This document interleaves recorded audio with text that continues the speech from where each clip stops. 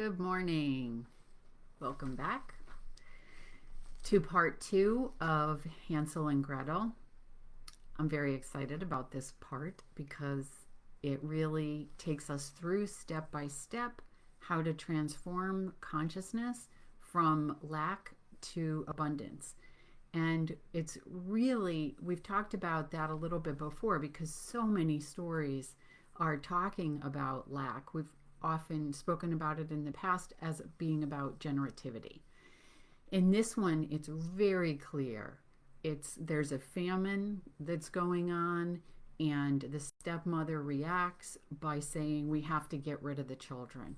And what we talked about was how to see that as the gifts of the psyche, the requirements of the soul.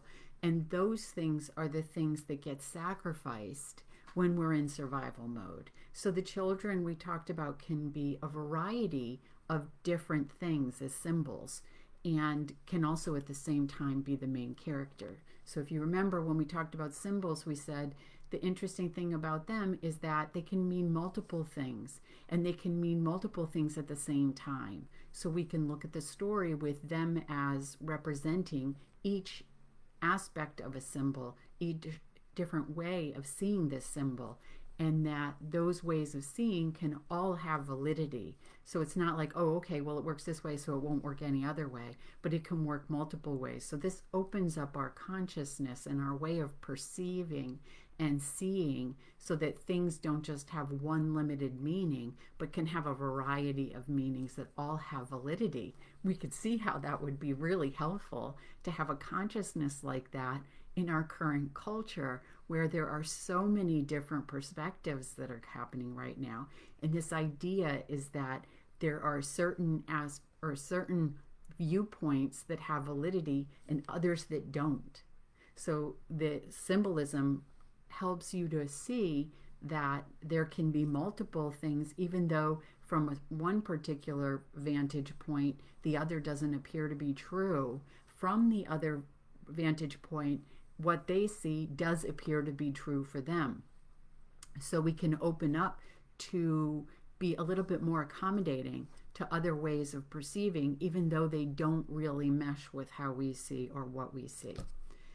We talked last week about the pattern that was unfolding. So there's the lack of food, and the stepmother convinces the father they need to leave the children off in the forest. The children make their way back home by leaving pebbles as they go into the forest. And when the moon comes out that night, they can see the pebbles and they follow them back home. The next time the famine kind of comes back to their area, they're falling back into the same pattern. The stepmother goes to the father and says, we need to get rid of the children. We need to take them deeper into the forest this time. Initially, the father resists, but then he gives in.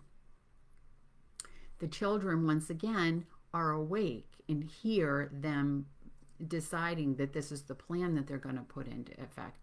So Hansel, who was the one who got the stones the last time, says, oh, I'll just go out and get more stones. But this time, the stepmother has locked the door and he can't get out to get the stones. So this is suggesting that there's an old way of responding to this particular situation that no longer is effective.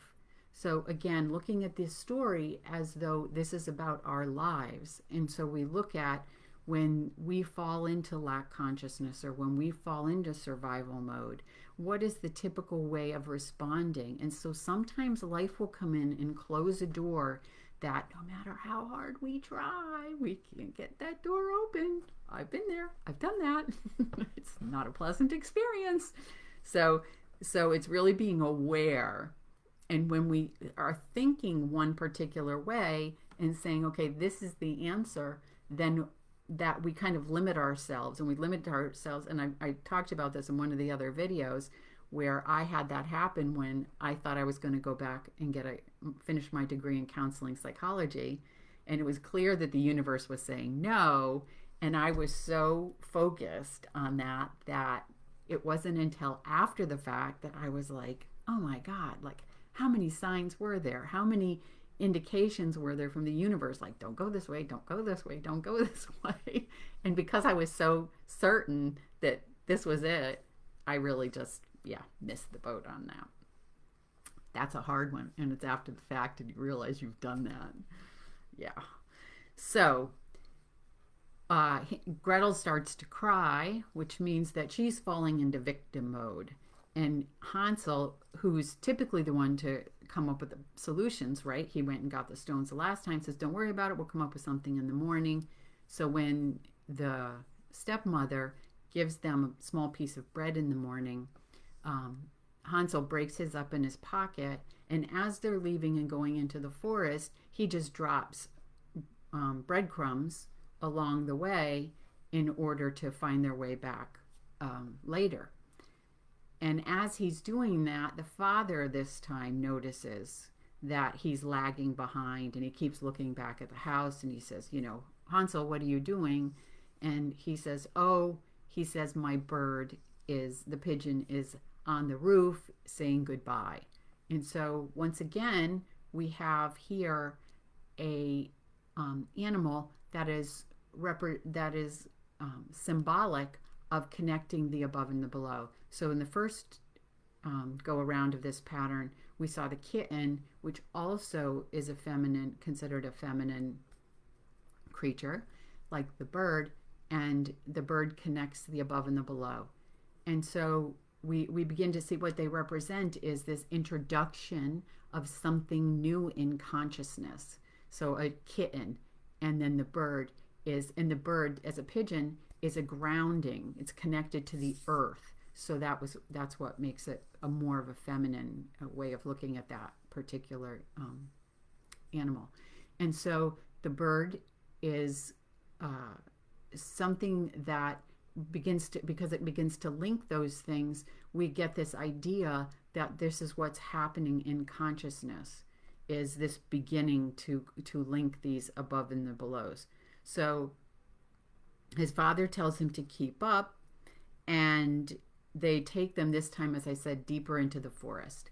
The stepmother and father say, okay, gather some kindling, some brush, and some wood, and we'll build a fire for you. And this time they build an even bigger fire. We talked last time about the fire as can represent like a flame in the heart, let's say, something that encourages you towards doing something that is related to the heart. So let's say we talked one way of perceiving the children as being the gifts of the psyche.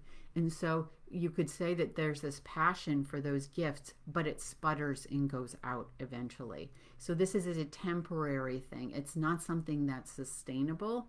It's not something that keeps going. It's just something that kind of flickers and goes out. So also I wanted to mention in terms of Hansel looking back towards the house also can represent looking inside, because again, in a story, because you have to show things symbolically, there's no way to really show looking inside. So looking back can be representative of that. So again, that's another hint that towards the feminine, because the feminine is considered the inner world and the masculine is considered to be the outer. So they go deeper into the woods, which represents the unconscious, and they set up the fire, and the Hansel and Gretel fall asleep. And when they wake up, they eat what's left of the bread that Gretel had, and then they fall asleep again, waiting for their parents to come and get them.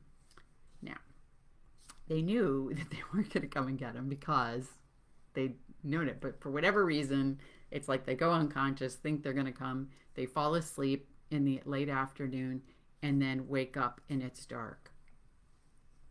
So Hansel says to Gretel, don't worry about it. It's okay. Everything will be all right. As soon as the moon comes out, we'll see the breadcrumbs and we'll find our way back again. But when the moon comes out, they see that the birds of the forest have eaten all the breadcrumbs and they can't find their way back. They actually are lost. And this means that that door is now closed. That there is no going back, at least at this point, to the way things were. This is helpful because sometimes life requires that, closing that door, so that we can pivot and see, okay, what's another way? What's another way to go? So for the new feminine, which is coming to consciousness, is represented by the moon, the kitten, as I said, and the moon, the kitten, the pigeon, and these are instinctual creatures, right? A cat and a bird would be something instinctual. So they're also supported by source. So in nature, things are, a cat doesn't need to worry about eating. A bird doesn't need to worry about eating. And so we're talking about famine. We're talking about food being a sustenance, something to sustain you, to keep you alive. And so they don't worry about that. So you can see inklings of new things coming into consciousness. We also talked before about the moon as being the light in the unconscious.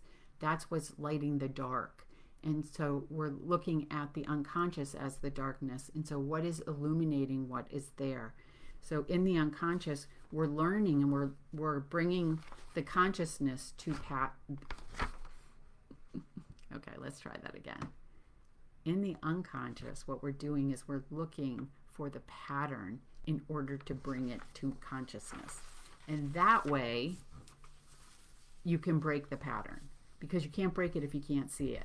So when I say break it, I mean just do something differently, which I've also spoken to you about before. For me, it was that when I was taking art classes, it was finding the pattern of quitting and then finding a way to break the pattern and to see it. And because the pattern is typically unconscious, it's serving some protection. It's some protection mechanism and an unconscious one. And then if you see that there's kind of this result that keeps happening that's unwanted, then you can begin to go backwards and say, okay, how is this happening? What are the steps? And how can I begin to break that pattern? Is just through bringing consciousness to it. And then when you do that, you're able to make different decisions and different choices. Hansel and Gretel are in the forest, and it's day 3 now. They wake up, they're lost, they're hungry, they're lonely, they're afraid. And on the 3rd day, number 3 equals transformation. You almost always see that, right? 3 wishes, click your heels together 3 times. Like there's all these things about 3, and that's why, because it represents that transformation. So something new is going to be coming to consciousness. So as they're walking, they hear this beautiful bird singing, and look up, and it's this white bird. Now, other than a dove, there really aren't a lot of, as far as I know, so I guess there could be like other ones, but let's just stick to this for a minute. I'll skip that. So the white bird can represent purity. It can represent spirituality. And in alchemy, white is an important color because it represents something coming to consciousness. So that's further reinforcing the idea of something new coming into awareness. And then a bird can be considered a messenger from God, from the gods, from source, to bring information to us that we might not have known before. And as I've said before, a connector between the above and the below, because they have the ability to fly up and come down again. So this bird kind of flies a little ways and then turns around and waits for them to catch up, flies a little ways and then turns around and waits for them to catch up. So there's following this bird, and then the bird lands on a house that's made of bread and cake and candy. So guess what they do? Not hard to guess. They go to get something to eat because they're starving. And so as they're nibbling on this house, they hear this voice, and the voice says, "Who is nibbling on my house?" And they respond, "The heavenly child." I mean, you can't make this stuff up. It's crazy, right? The heavenly child, not the material, not the physical, not the physical child, but the. So again, there's this reference to another way of seeing. So if you figure this story has been interpreted into English and has been translated into English, then what that could also be is the spiritual child. So it could be the inner child. It could be something that's a little bit different than we might normally think of a typical child. So there's something unusual about this. The old woman comes out of the house, and they're initially like frightened. And the old woman calms them down and persuades them to come in and have something to eat. And they're lulled into a sense of complacency. This old woman isn't really an old woman. She's a wicked witch. And she has created this house in this particular manner in order to entice children in, and then she will cook them and eat them.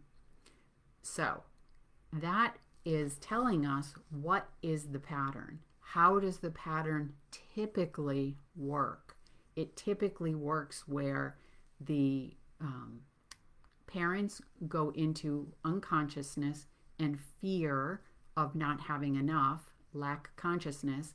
They decide they have to sacrifice the children, which we talked about as in the gifts of the psyche. That means like, I have to work for a living. I don't have time to do this because this is, I don't have time to play. I don't have time to do things that nourish my heart because I have to survive. I have to get basic things done. I have to be practical. I have to be responsible.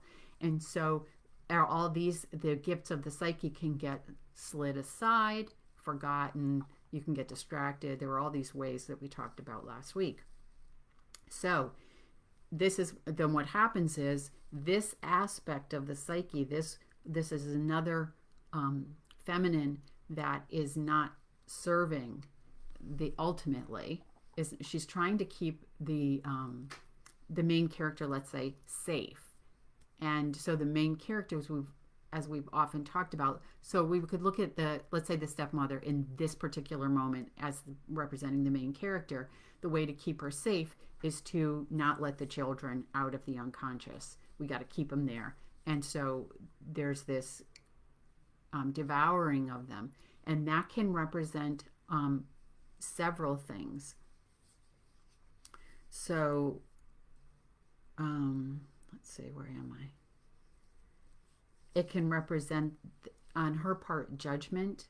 It can represent distraction, fear, a sense of inadequacy. So the sense of inadequacy inside, the lack inside, the beliefs and the ideas of life in the way the world works, but also myself. I am not enough. This is I am lacking. And so these things get projected onto the world.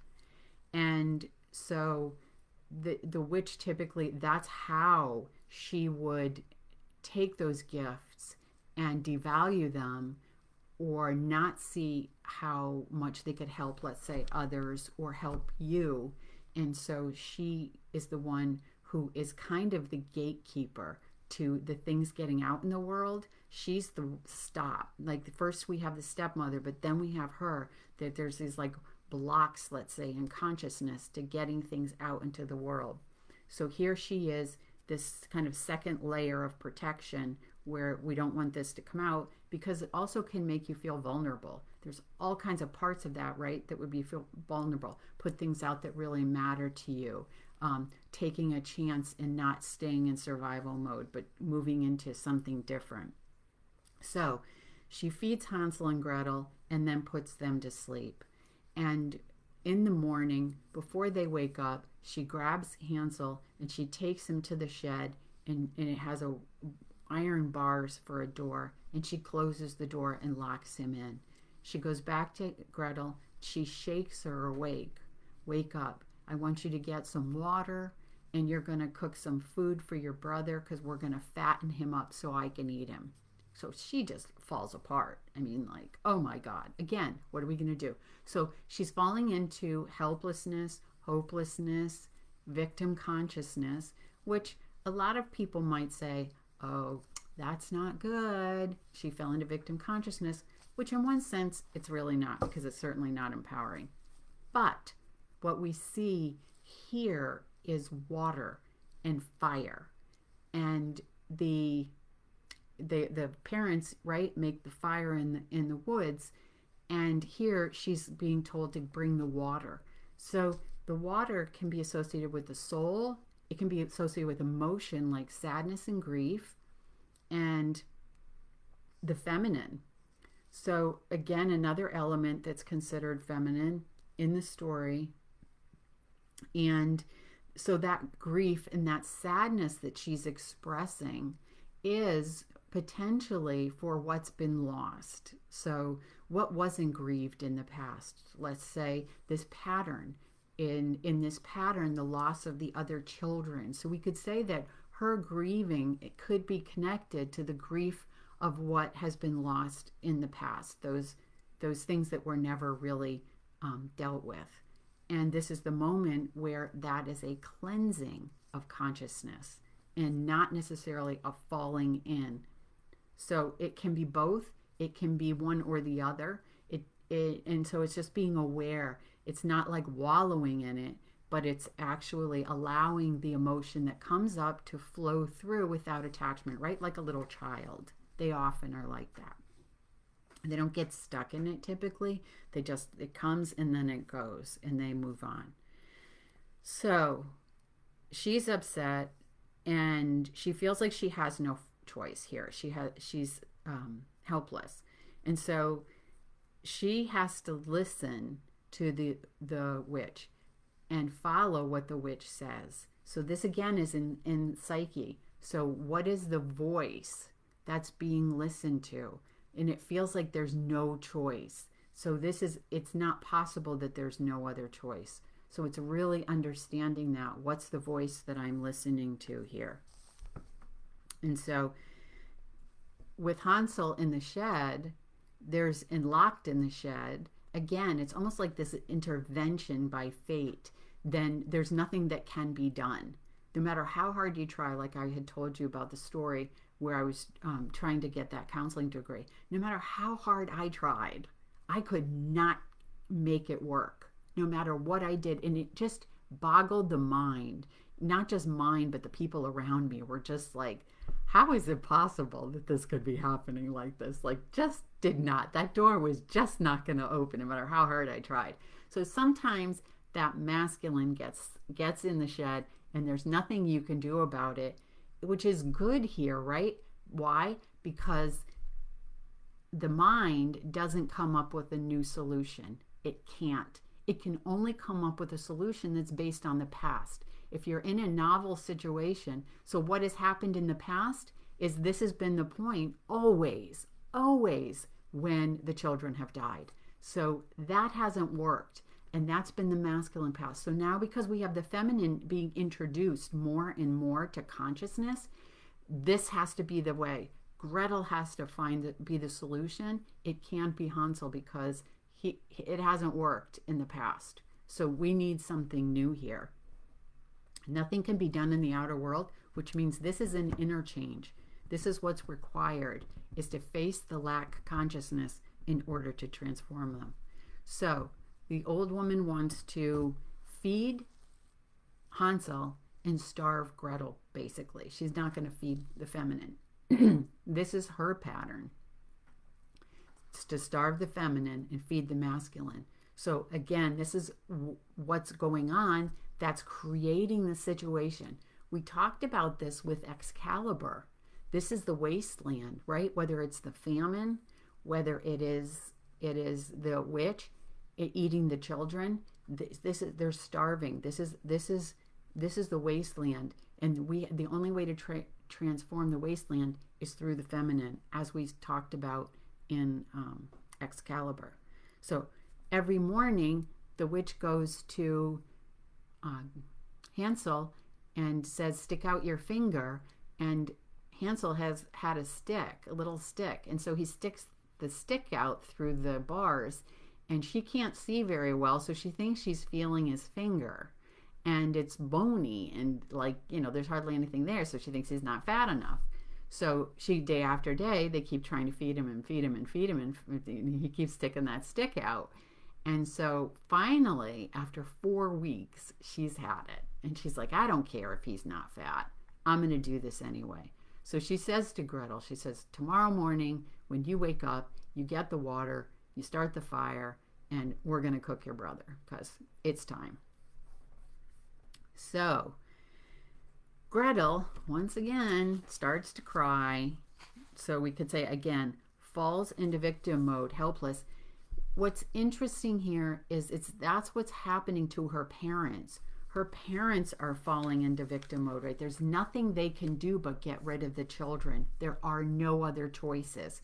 And that's what she's feeling. So that's what has to change. What has to change is the belief that there's another way, there's another choice, that you don't fall into helplessness and that the situation is inevitable.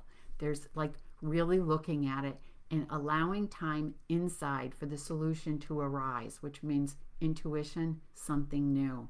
So Gretel gets the water, lights the fire, the opposites, fire and water. Water is, as I said, like sadness and grief. Water falls when you take water and it spills out. And what does fire do? It rises. So again, we have this above and the below reference between these two things that are considered opposites. So what you want to do with the opposites is bring them together. So cooking, which is where these two things do come together, is an alchemical process. It's a transformational process where the two are linked. So the witch says, first I'm going to bake some bread, and the oven is fully fired up, and she says to Gretel, why don't you climb in and tell me if it's hot enough for the bread. Finally, consciousness, she comes to consciousness and she realizes, oh, here we are. Oh, this is the pattern. This is the way it happens. Here's this pivotal moment, the way it always has been in the past, and the feminine gets it. She sees, oh, I need to do something differently. Instead of climbing in, like the witch tells her, that voice says, this is what to do. Instead of doing that, she turns to her and she says, but I don't know how. And the witch thinks, oh, you're, silly goose. Like, let me show you. Even this oven's big enough for me. She opens the door, she sticks her head in, and in that moment, Gretel pushes her and closes the door and latches it. So a nicer way of looking at it is that the witch is transformed in the oven by the fire. So obviously this is the end of the witch, and she's cooked, and Gretel goes out and lets her brother out. And so he says, oh, we no longer have to be afraid, which is interesting because that's an important point, right? What was it that they were afraid of before? Was lack. And that lack, through the transformation of the old woman, the witch, through the transformation of her, the alchemical transformation, then the fear gets burned off. That's what's happening here. She represents the fearful, and so that gets transformed, and now they no longer need to be afraid of what they were afraid of before. So they needed to feel and express those emotions in order to transform them, and that included the fear. Once the fear was felt and seen, it transforms. And when you're transforming emotion, that's all that needs to happen, is to be the witness of it, to see it, to be with it, to allow it, not to judge it. And again, not getting attached to it and just allowing it to flow, and that transforms, transforms it. So They go back into the house now that the witch is gone and they're no longer afraid. And what they find are precious jewels, all this treasure. And that means, right, this is the point where things weren't making it out into the world. This is the point that things kept getting stopped. And because they transformed the fear that was associated with this, that kept it all hidden and kept it all right there, all the resources that they had available to them, they now can see and they now have access to. So they fill all their pockets with all these jewels and everything, and they now are ready to go home. So the abundance was right here in the psyche where it got stopped. And so now they fill their pockets and they're going to go home, and they've shifted from lack to abundance consciousness. So the first thing they do is they come to this big body of water, and Hansel says, like, how are we going to get across this? But what's interesting about this, oh, I love these stories, is Gretel has the answer, right? In the beginning, like, this stuff just amazes me. So Gretel has the answer, and she says, I'll ask the duck. I will ask the duck. Not can you ask the duck. I will ask the duck to give us a ride. So the duck comes over. She asks the duck to give him a ride. Hansel gets on the back and says, come on, Gretel, get on. And she says, no, I can't get on too because we'll sink the duck. She can't take both of us. She'll take you and then she can come back for me. Again, the feminine has the answer. The feminine knows something new. She's able to solve a problem they've never had before. She's able to see the way. So the duck carries them across the river. They walk, or across the body of water. They walk, and things become more and more familiar, and they eventually find their way back to their father. So there is access now to the feminine way of knowing. And the masculine way, which kind of kept getting them stopped with the witch, like that's no longer there. So that's been transformed. And now the feminine has the answer and knows the way and basically can be in the unknown, because that's where you are. When the old patterns die, you are in the unknown. It's an entirely new area. It's a part of the forest you've never seen before because it's unfamiliar and unknown. And so you need the feminine. You need at that point to transform in consciousness into this way of being. You need the feminine to be able to guide you forward because this is new territory. You're explorers of a new territory. So when they get back, they find the father. The stepmother has died. That links her with the old woman, the witch. The two of them are basically the same character in consciousness, right? I said that. The stepmother was the first block in consciousness. The old woman witch was the second one in consciousness. So those two things were linked. When the witch got transformed, the stepmother got transformed. When the fear was transformed, then it changed everything. It was a global transformation, a global change. So the wounded masculine and feminine, masculine because the father followed the stepmother, and with the children, they were following the mind. That's what the Hansel represented, is just the intellect. So that changed. And then when they came back to the father, the assumption is then he's changed as well, that he will no longer be listening to the wounded feminine, but now they have a healed feminine. And so that, because she becomes the guiding principle in consciousness. So this is the first time that the children have made it out of the unconscious. And when they did, that's when the abundance was, they had access to the abundance too. Isn't that amazing? Honestly, you can't make this stuff up. These stories are just so incredible. I gotta tell you, I love that.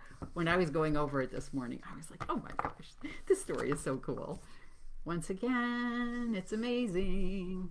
So I'm glad you stuck with it. It's worth it. I hope you are experiencing, and if you aren't now, this would be helpful in accessing true abundance in your life.